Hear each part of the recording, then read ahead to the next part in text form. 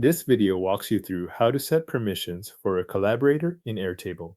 Setting collaborator permissions in Airtable lets you control what each person can do inside a base. That is useful when some people need full access to structure and settings, while others only need to edit records, leave comments, or view information without making changes. Start by opening the Airtable base where you want to manage access. Make sure you are in the correct base before you continue, especially if you work across multiple bases with different teams or projects.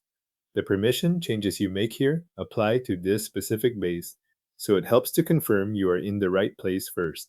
Once the base is open, move to the upper right corner of the screen and click the Share button. This opens the sharing menu where you can review the people who currently have access to the base. In this area, Airtable shows the collaborator list along with each person's current role, so you can see who has what level of access before making any updates. From that list, find a collaborator whose permissions you want to change.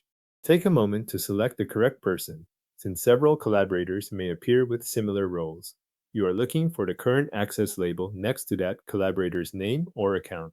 Click the collaborator's current role to open the permission menu. This is where you choose the level of access that matches what that person should be able to do in the base. If the person needs full control over the base setup, including automations and interfaces, select Creator.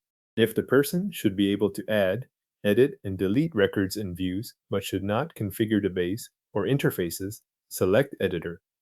If the person only needs to look through records and leave comments, choose Commenter. If the person should only be able to view records without making changes or adding comments, choose Read Only.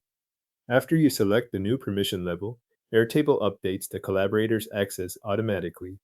There is no separate Save button to press in this step. The new permission takes effect right away, so the collaborator's abilities inside the base will reflect the role you just selected. If access needs change later, you can return to the Share menu at any time and adjust permissions again. That same area is also where you can remove a collaborator if they no longer need access to the base. The collaborator's permission level in your Airtable base is now updated and active.